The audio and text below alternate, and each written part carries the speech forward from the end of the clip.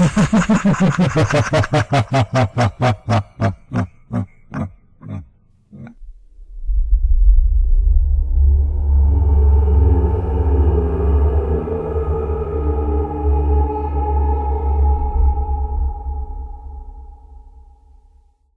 was 17 years old at the time.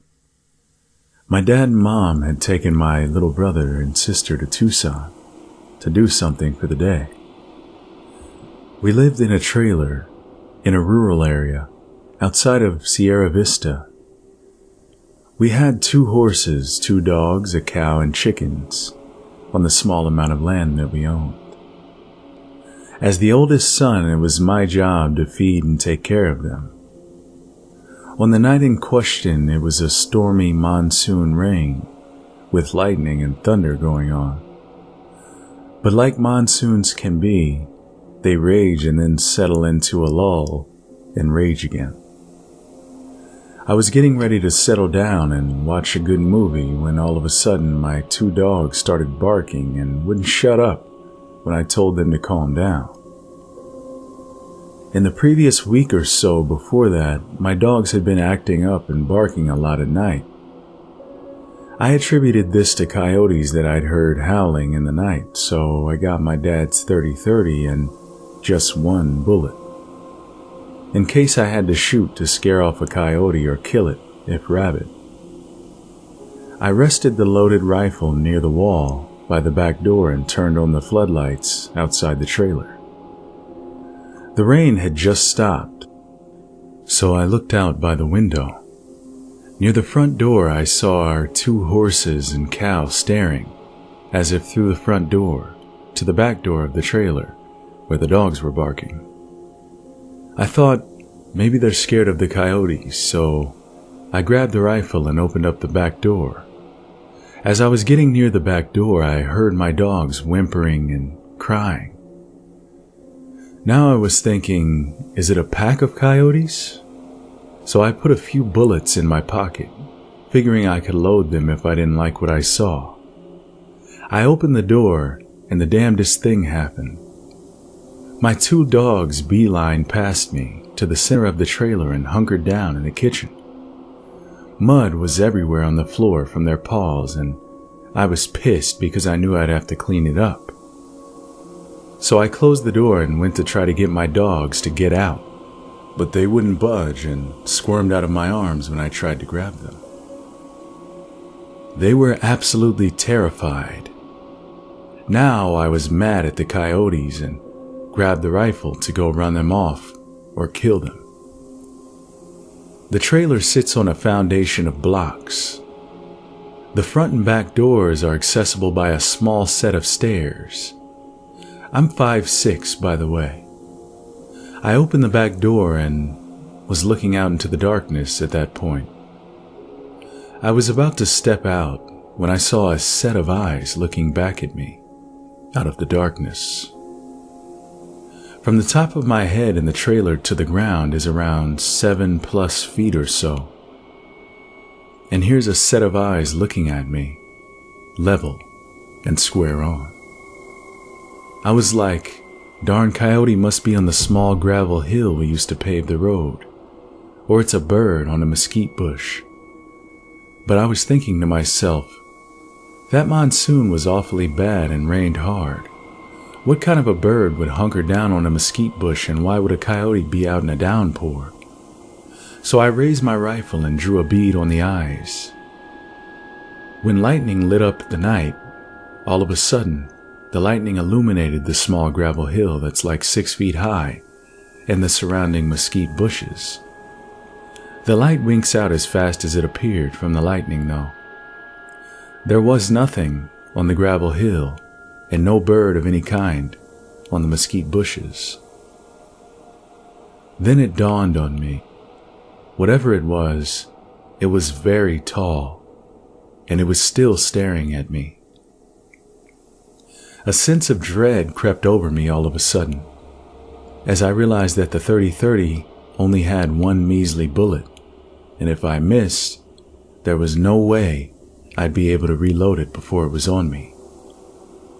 I kept the gun pointed at it as I quickly closed the door. I locked it, realizing this trailer would never withstand whatever it was that was out there if it attacked. I locked the front door and turned on all the lights in the house. I grabbed all the bullets, the .30-06 and .22 rifle, and then went into the kitchen with the dogs. I then loaded each rifle full on. I hugged my dogs and prayed that whatever it was would go away and not attack. I stayed awake that whole night until my parents got back. My dad was furious that all the lights were on. He checked outside for coyotes, but whatever it was gone.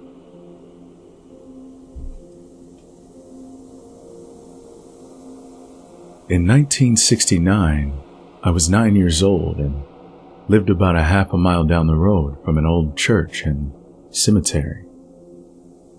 There were 2 other old houses there no one lived in. There were strange things happening quite often around where we lived back then. I remember one of the strange things that happened very well. My dad worked evenings from 3 p.m. until 11, just 3 miles down the road from our house. My mom's sister and I had just gone to bed when we started to hear a bumping sound on the back of the house. My sister and I ran from the bedroom we shared in the back of the house to the front, where Mom and Dad's bedroom was. We were scared, so Mom let us sleep with her until Dad came home at 11 that night. Their bedroom had 2 windows side by side on the front of the house, right above the porch. You could see through the curtains at night due to the street light out front.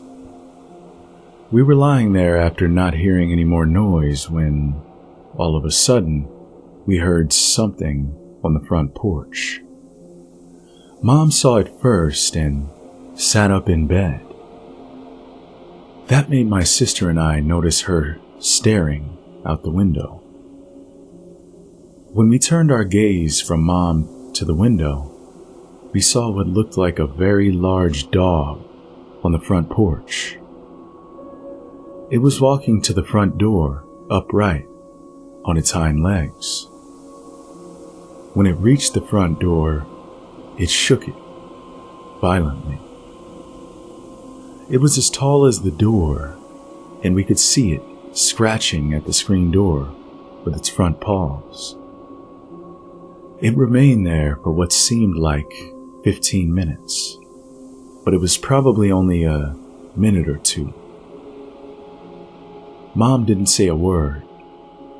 She just shushed us until it turned and walked about 10 feet to the steps on its hind legs.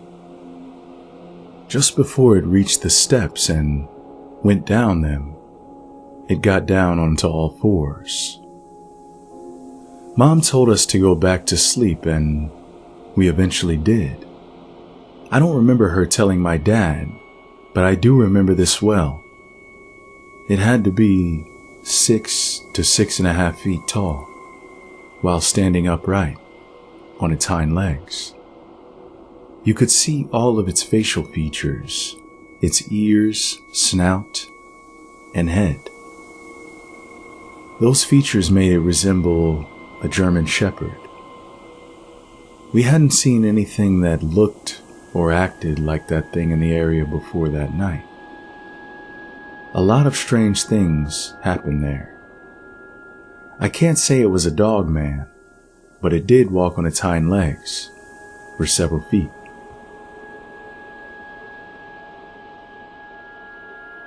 In October 1972, my husband, our 2 babies, my brother and I left Leavenworth, Kansas in our 1968 VW van. We were going on a camping trip to a recreational area in Arkansas called Beaver Lake. When we finally got there, we found a fairly remote campsite at the far end of the park.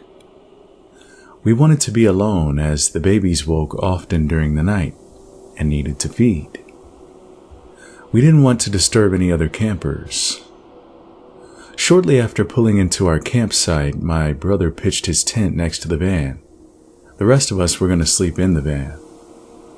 The campsite was in an area with a horseshoe-shaped, rocky, terraced ledge that rose from around 50 feet to about 100 as it curved around behind the 4 campsites.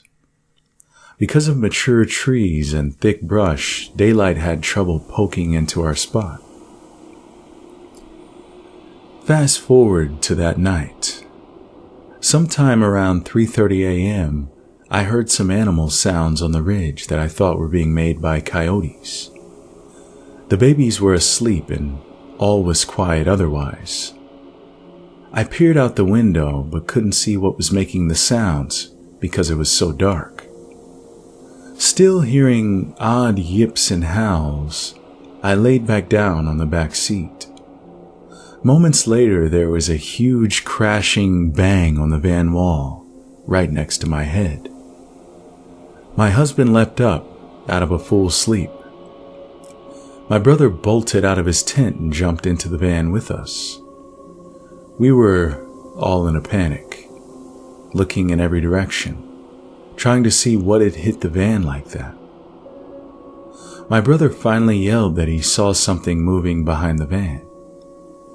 We all turned just in time to see a large shadow moving about 20 feet behind the van, from left to right. After about 20 minutes had passed without any of us seeing movement out there, my husband and brother went out to inspect the van for damage, but found none. We then started hearing pounding steps coming from the brush, about 50 feet behind us. The guys eased back into the front seat of the van. That's when my husband turned on the headlights and stepped on the brake pedal for rear light. Instantly, there was a huge commotion. He started the engine, and that's when, in the glow from the headlights, we could see a hairy thing 10 feet away and coming toward the van. As it got closer, its silver-tipped hairs glistened in the light. It had a grayish streak from its shoulders down its back to its buttocks. The creature was walking on 2 legs, was around 7 or 8 feet tall, had a barrel chest and skinny legs. It never did give us a good view of its eyes, so I can't tell you what they looked like. I could see that the face was not ape-like. It was dog-like. Its ears had tufts of fur on top of them, and it was very human-like in its movements and general body structure. It moved smoothly and quickly around to the back of the van, where it followed the base of the ridge away from us. That's when it let out a menacing huff and a low rumbling growl like a dog. Insanely, my husband and brother bolted from the van, trying to get a better look. That's when a shower of gravel came at us. My husband and brother tore back to the van and burned up the road, getting us out of there. I kept looking back, and they looked in the rearview mirrors, but none of us ever saw it again. It just didn't seem like a Sasquatch was what we had seen. It seemed too dog-like, and its face was too slim. I still have PTSD-like feelings to this day due to that encounter.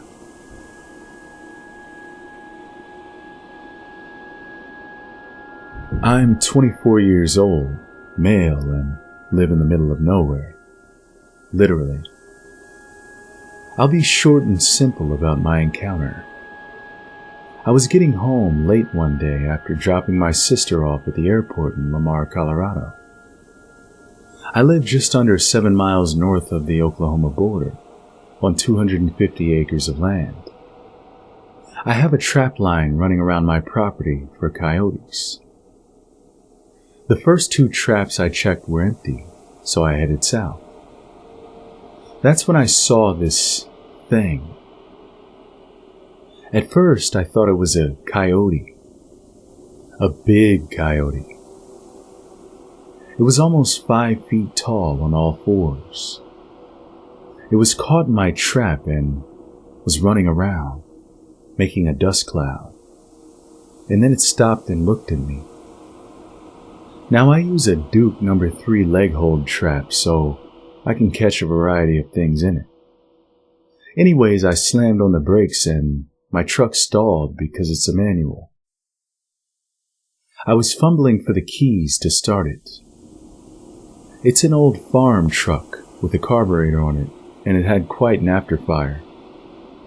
Once it heard that, it lunged at me and roared.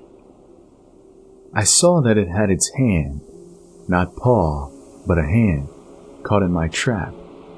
Right hand, to be exact. It had probably been looking for the dead rabbit I had in the bait hole next to the trap.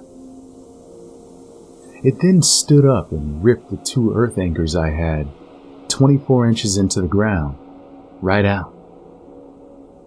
It took me a long time to put them in with a 10-pound hammer, but it pulled them straight out within 15 seconds. After it did that, it just stood there, looking at me. It felt like an eternity, and I knew my .357 would do nothing to stop this thing if it came at me. I prayed to God that it wouldn't come for me in my truck. I was looking at it in shock and awe and noticed that it had orange eyes. They weren't glowing. Instead, they had a tint, like a cat's eyes in the dark. They may have been reflecting my headlights. I can't be sure. It then took a step toward me, curled up its upper lip, showing me its teeth. They were huge. The longest 2 had to have been 4 to 5 inches long. It then growled at me, and then it was gone in the blink of an eye. I was scared crapless then. I jammed the truck into gear and spun the tires, getting out of Dodge. Like I said earlier, it seemed like an eternity, but it must have lasted no longer than 30 seconds max. I later returned with an Indian friend of mine. He's part Arapaho. I grew up with him and trusted him. He told me some stories that were passed down through his grandparents' tribe and mentioned something about a loup-garou or French werewolf. He also told me how fur trappers in the late 17 and 1800s were chased off the land in the Rockies from this thing. I used to work until about 10 to 11 at night, but I sleep with the lights on now. It sounds silly for a 24-year-old to be doing that, but to be honest to God, I'm still frightened by this thing. I haven't bothered going out looking for my lost trap because I'll bet the thing has torn it apart by now.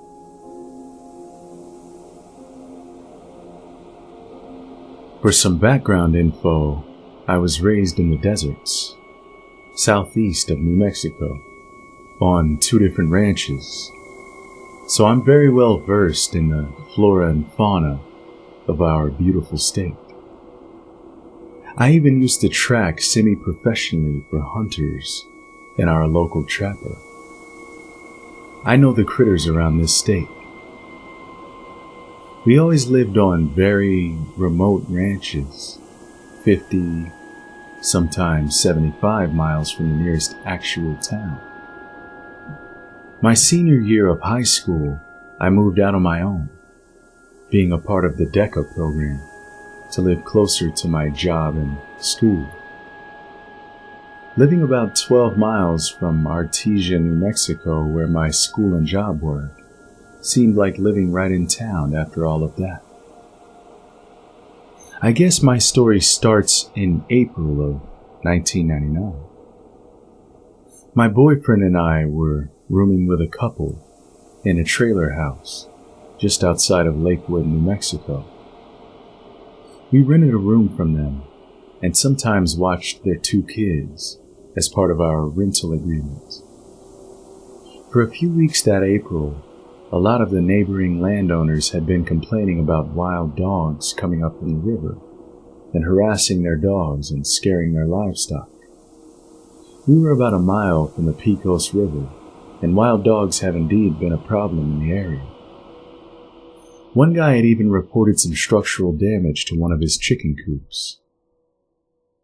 The couple we lived with had 2 dogs, both of them medium-sized terrier mixes, and neither one of them were on the cowardly side. They had been getting very skittish about going outside at night, though.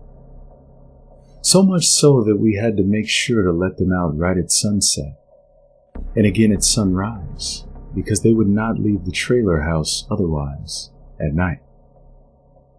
One Saturday night, at about 11 p.m., I know it was a Saturday because I had neither work or school.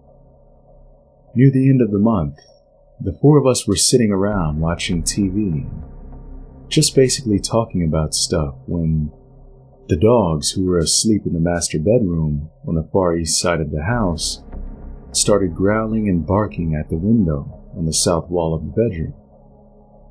This was really unusual behavior for them, so we all got up to see what they were on about.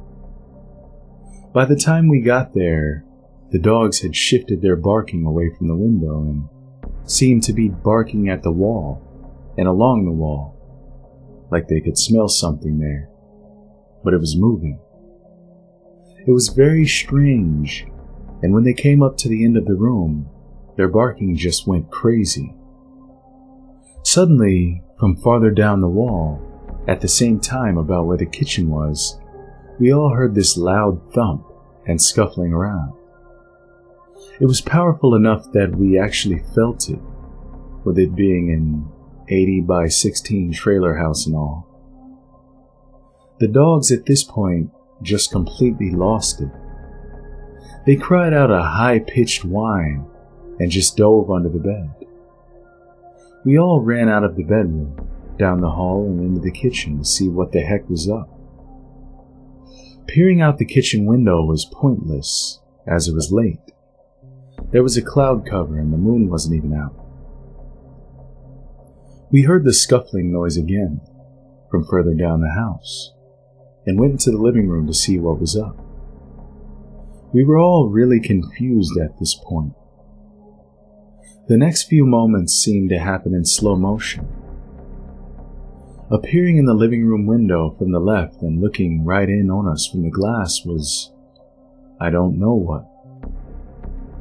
From the shoulders up was what I can only describe as a man dog. Its shoulders were quite human, with short, sleek hair, but it had the head of what looked to be a Rottweiler. And the teeth, oh my God, the teeth on this thing.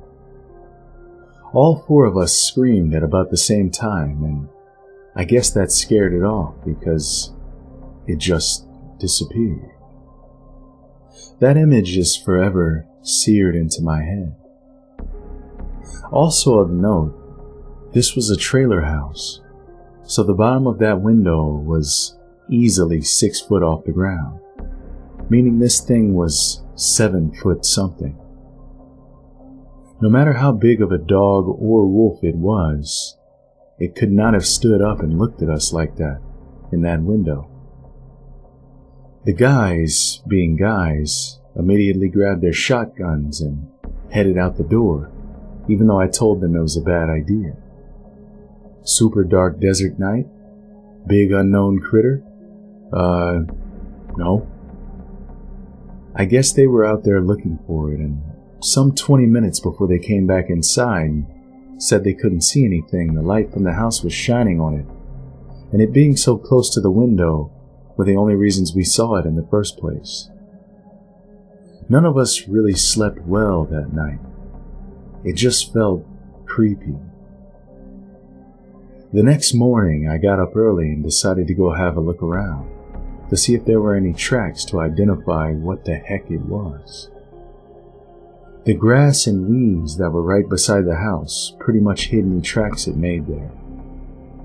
Although I did find where it looked as if something had clawed at the siding along the bottom of the house in a couple of places, making the thump and scuffling sounds the night before. I then decided to follow the tracks the guys had made, and that was when I made a second, very unnerving discovery. The guys made clear tracks in the sandy dirt, and whatever it was out there did as well, because it was pretty much circling around them the entire time they were out there, at a distance of about 40 feet. The tracks were huge, canine, and switched back and forth from 4 tracks to 2, meaning it was walking bipedally for at least half the time it circled them.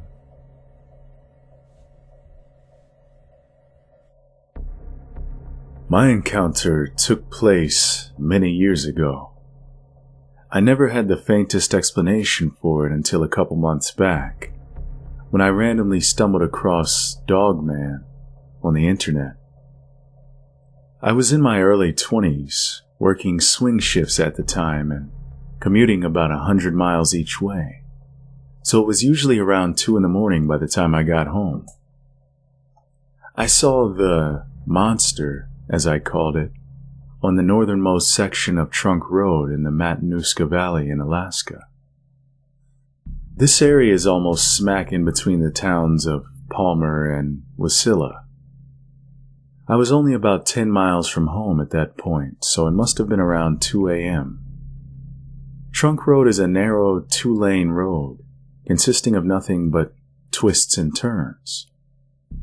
The surrounding terrain is somewhat swampy and thick, with black spruce. It was late October, days before Halloween.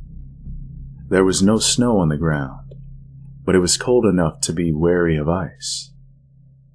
I was driving an '82 Subaru SW, going about 20 miles an hour around a curve, when my headlights caught a large, dark figure up ahead.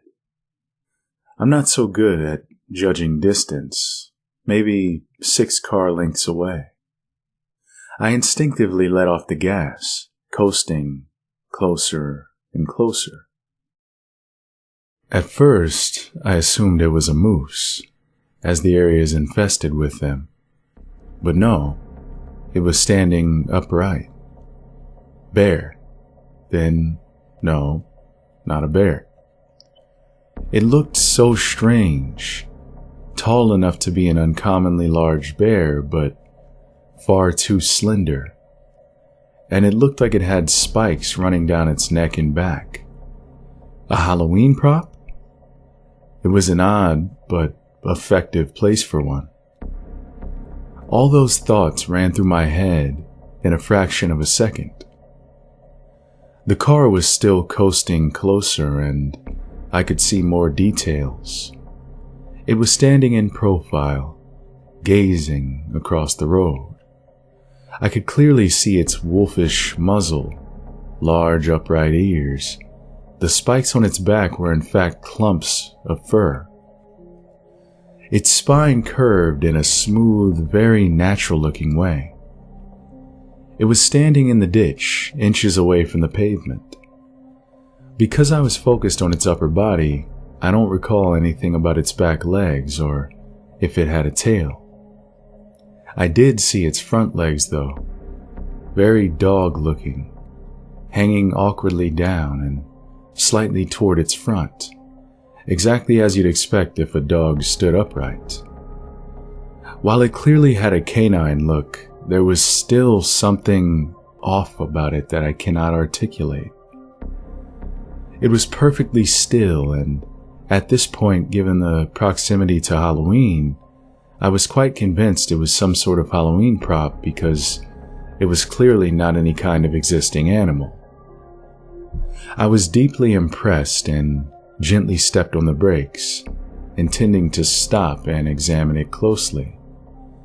Just then, it turned its head towards me. In the tiny fraction of a second that it took for it to swivel its head, I knew that I had made a terrible mistake. The fluidity of its movement removed any and all doubt that this was some kind of prop. It was horribly, terrifyingly alive. The pale off-white glow of its eyeshine in the headlights destroyed any possibility of a human in a costume. I think I sat there gaping at it in shock for a few seconds, the car barely moving by now, but still inching closer. As I was almost upon it, I think it could have leaned forward and touched the car if it had wanted. I had to look up to see its face. Again, I'm a bad judge of such things, but I'm 5'4" and it was a hell of a lot taller than me. Tall like a polar bear standing. 7 feet? 8? I really can't say. I snapped out of my trance and slammed on the gas. The car fishtailed and I prepared myself for death by monster, as I was certain I'd end up in the ditch. But the tires caught the pavement and I drove like a complete maniac all the way home. I didn't look back. I've only been on that section of road a few times since, never alone and never in the dark. For the next several years of driving that commute, I went 20 plus miles out of the way to avoid Trunk Road. The thing never made any aggressive moves, but there was something about it that felt very, predatory. I never saw anything remotely like it again, and have never heard any stories about it in the area.